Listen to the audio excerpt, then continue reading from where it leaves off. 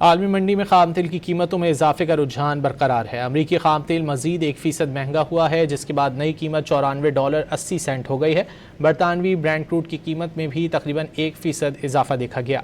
बरतानवी तेल की कीमत $96.94 फी बैरल तक जा पहुंची है। आलमी मंडी में खाम तेल की कीमतों में इजाफे का रुझान बरकरार है। अमरीकी खाम तेल मजीद 1% महंगा हुआ है, जिसके बाद नई कीमत $94.80 हो गई है। बरतानवी ब्रेंट क्रूड की कीमत में भी तकरीबन 1% इजाफा देखा गया। बरतानवी तेल की कीमत $96.94 फी बैरल तक जा पहुंची है। आलमी मंडी में खाम तेल की कीमतों में इजाफे का रुझान बरकरार है। अमरीकी खाम तेल मजीद 1% महंगा हुआ है, जिसके बाद नई कीमत $94.80 हो गई है। बरतानवी ब्रेंट क्रूड की कीमत में भी तकरीबन 1% इजाफा देखा गया। बरतानवी तेल की कीमत $96.94 फी बैरल तक जा पहुंची है।